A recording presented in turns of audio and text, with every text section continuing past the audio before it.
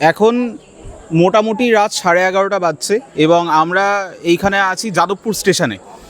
যাদবপুর স্টেশনে আসার কারণ হচ্ছে যে এইখানে নোটিশ একটা দেখা গেছে যে এইখানে যতগুলো এই দোকান ঘরগুলো আছে, যারা হকারি করেন এইখানে রোজ নিজেদের ব্যবসা করে খাওয়া দাওয়া করেন, যারা নিজেদের পেট চালানোর জন্য এইখানে আসেন, তাদেরকে এই স্টেশন চত্বর থেকে তুলে দেবে এবং তাদেরকে বলা হচ্ছে অবৈধ।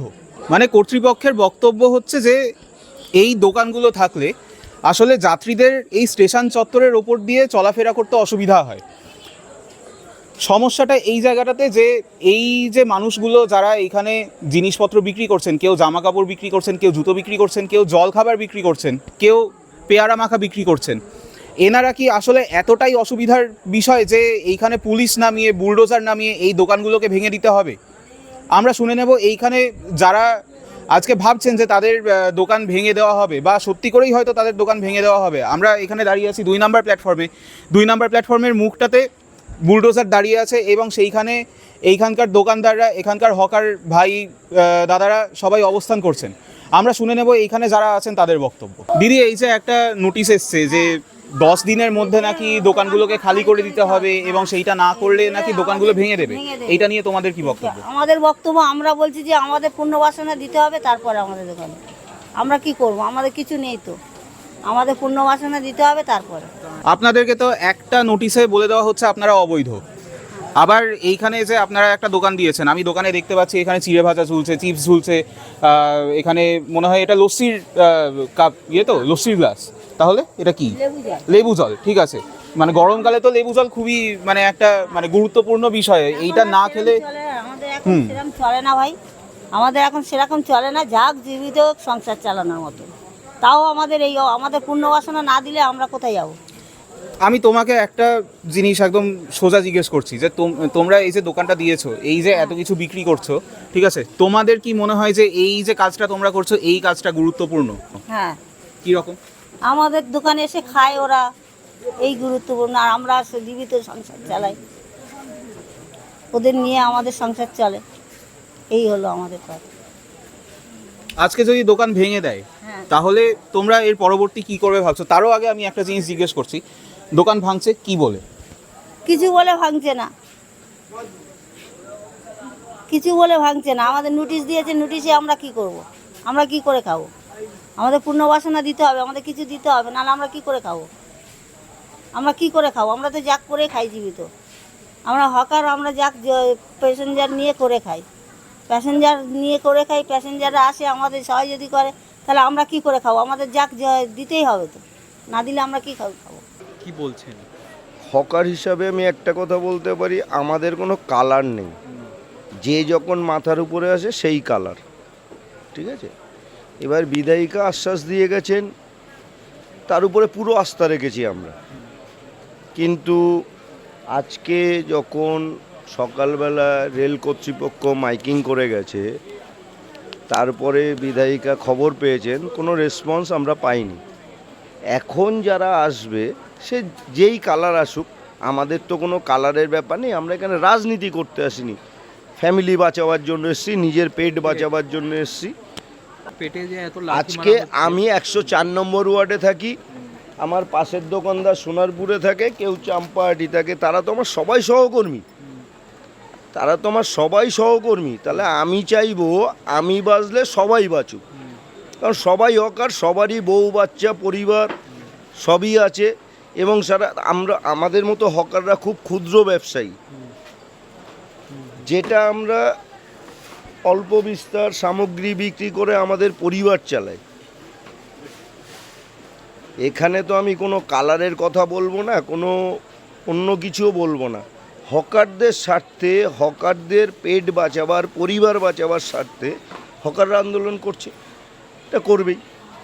এবং এই যে বলা হচ্ছে হকারদের জন্য সাধারণ চলতি মানুষদের প্রবলেম হয়, ইত্যাদি হয়, এই একটা কথা বলতে পারি, হকার হিসাবে আপনি একটা কথা বলতে পারি, হকাররা যেমন যাত্রীদের ডিস্টারবেন্স হয়, যাত্রীদের কিন্তু হকারদের জন্য অনেক উপকার হয়।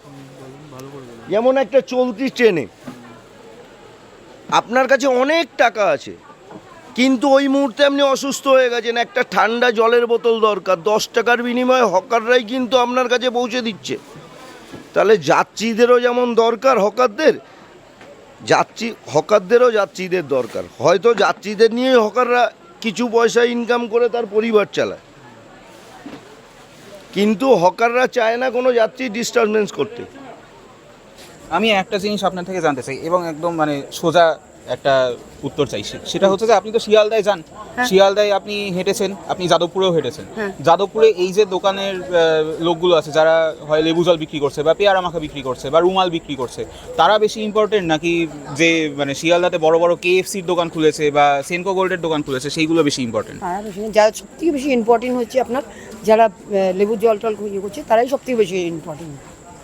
আপনার কি মনে হয় যে এই যে দোকানগুলো আছে এইখানে আপনি মানে লেবুর জল পাবেন, ঠিক আছে, ওই দোকানে জামা প্যান্ট পাবেন, ঠিক আছে, কোনো দোকানে পেয়ারা মাখা পাবেন, এই দোকানগুলো ইম্পর্টেন্ট না একেবারেই মানে ভেঙে দেওয়ার যোগ্য? কি মনে হয় আপনার? এরা কোথায় যাবে, খেতে খাচ্ছে এরা, গরিব মানুষ। আমি ওই জায়গায় যাচ্ছি না, আমি যেটা জিজ্ঞেস করছি আপনার জন্য, এই দোকানটা, এই যে এনারা লেবু জল বিক্রি করছেন, এটা গুরুত্বপূর্ণ না গুরুত্বপূর্ণ নয়? গুরুত্বপূর্ণ। কী রকম? আমরা যে সহায়তা পাচ্ছি, আমার এখানে কিছু চেষ্টা হচ্ছে, আমার জল চেষ্টা পাচ্ছি, আমি খেতে পাচ্ছি সঙ্গে সঙ্গে। যদি আমার গরমকালে যদি কিছু হয়ে যায়, মাথা ব্যথা ঘুরে কোথায় পাবো, ওই জন্য গুরুত্বপূর্ণ। আর একটা যেটা যুক্তি আসছে যে এই দোকানগুলো যদি নাও থাকে, আপনারা যদি এখানে জল নাও কেনেন, তাহলেও রেল থেকে ফ্রিতে জল দেওয়া হয়, এই যে এইরকম একটা জলের জায়গা করে দেওয়া হয়, এইগুলো কি আদৌ কাজ করে? আপনি তো রোজ যাওয়া আসা করেন ট্রেনে। কাজ করে সবই খায় না, এটা সবার তো পছন্দ হয় না। এখানে আর ফিল্টার জল আছে। মানে এইখানে জল কতটা পরিষ্কার না পরিষ্কার সেইটা নিয়ে একটা সন্দেহ থাকেই আপনাদের কাছে। আমি এখানে আছি 28 বছর। 28 বছর। আপনি এখানে কোনোদিন এই যাদবপুরে। দেখেছেন কি যে এই দোকানগুলোর জন্য এখানে সাধারণ যাত্রীদের কোনো রকম অসুবিধা হয়? না না না, নেভার। তাহলে আপনার এক্সপিরিয়েন্সটা কি? সেইটা আমার এক্সপিরিয়েন্স কি আবার? আমার এক্সপিরিয়েন্স হচ্ছে যে এই যে হকারদের দোকান, এদের দোকানে যে সামগ্রী পাওয়া যায়, সেই সামগ্রীটা আমরা কনজিউম করি। আমরা সাধারণ নিম্ন মধ্যবিত্ত পরিবারের মানুষ, আমরা কনজিউম করি। আমরা একটা 5 টাকার চা, 10 টাকার কেক এদের দোকানে চাইলেই আমরা পাই। খুব খিদের পেটে একটা থেকে ট্রেন থেকে নামলাম, কোথাও থেকে এসে আমরা পাই। আমাদের পক্ষে তো একটা 50 টাকার চা কিনে খাওয়া বা একটা হাইফাই বার্গার কিনে খাওয়া সম্ভব না, অত্যন্ত সাধারণ মানুষ আমরা। তো সেই জন্যেই এই হকারদের দোকান যাতে এরা করে খাচ্ছে, এরা তো চুরি চামারি করে খাচ্ছে না, এরা একটা কাজ মানে কর্ম একটা করে খাচ্ছে, কেনা বেচা করছে, যাই হোক যেভাবে হোক একটা রুজি রুটি এদের এটা। তা সেইটার যাতে এরা বজায় থাকে, এদের পেটে লাথি না মারা হয়, হ্যাঁ, এভাবে বেআইনিভাবে একটুখানি নোটিশ দিয়ে কয়েকদিনের নোটিশেই বেআইনিভাবে ভেঙে ফেলা না হয়, তার জন্যে নিশ্চয়ই আমরা এদের সঙ্গে সমর্থন করতে আমরা পাশে থাকবো। আজ আমরা 20 বছর ধরে দোকানদারি করে এখানে, তারপরে কেন আপত্তি করছে? কেন আমরা মানবো দাদা? এতগুলো হকার আমরা যাব কোথায় বলুন তো? কম হকার আমরা কোথায় গিয়ে দাঁড়াবো? আজ উনি এসছে, ওনাকে আনিয়েছিলাম আমরা, আমাদের ভালো হবে, কিন্তু না, কিচ্ছু ভালো হয়নি। উনি গরিবের পেটে লাথি মারছে, এটা উনি ঠিক করছেন না। এতগুলো গরিব আমরা, এতগুলো হকার আমরা কোথায় যাব? কোথায় গিয়ে ঠাই নেব? আমাদের কে ঠাই দেবে? আর এই বয়সে আমরা কি কাজ করব? কে আমাদের নেবে কলকারখানায়? এখনো তো কলকারখানা তৈরি হয়নি। উনি বলেছিলেন যেগুলো বন্ধ সেগুলো খোলা হবে, সেগুলো খোলা হলে কজন নেবে? আমরা কোটি কোটির ওপরে মানুষ, হকার, উনি নেবেন যে কলকারখানাগুলো খোলা হচ্ছে? নেবেন না তো।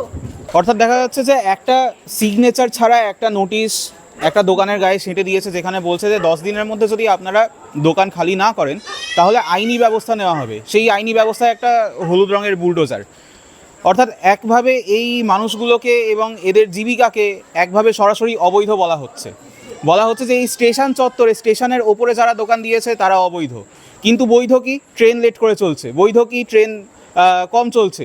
বৈধ কি? ট্রেনের মধ্যে মানুষ ভিড় করে যাচ্ছে, অফিস টাইমে যাত্রীরা ঝুলে ঝুলে যাচ্ছে, দরজা দিয়ে বেরিয়ে যাচ্ছে ঝুলতে ঝুলতে। এইগুলো সব বৈধ। এইগুলো নিয়ে কোনো রকম কোনো কথা বলা হচ্ছে না। আমাদের যে রেলমন্ত্রী সে কোনো রকম পদক্ষেপ নিচ্ছে না। কোনো রকম ট্রেন বাড়ানোর ব্যবস্থা নেই, ট্রেন লম্বা করার ব্যবস্থা নেই, ট্রেন বড় করার ব্যবস্থা নাই, কিচ্ছু নাই। ট্রেনকে সময়ে চালানোর ব্যবস্থা নাই, কিচ্ছু নাই। কিন্তু কি ব্যবস্থা আছে? যারা করে খাচ্ছে, যারা খেটে খাচ্ছে, তাদেরকে এক ধাক্কায় বুলডোজারের এক খোঁচায় এইখান থেকে তুলে দেওয়া, এইগুলো বৈধ। কিন্তু এই মানুষগুলো যারা এখনও সরকারকে ট্যাক্স দেয়, যারা একটা সাবান কিনতে গেলেও, নিজের বাচ্চার জন্য একটা পেন কিনতে গেলেও 10 টাকার মধ্যে 1 টাকা হলেও ট্যাক্স দেয়, সেই ট্যাক্সের টাকায় যে সরকার চলছে, সরকার কিন্তু এই মানুষগুলোকেই, এই ট্যাক্স পেয়ারদেরকেই বলছে অবৈধ।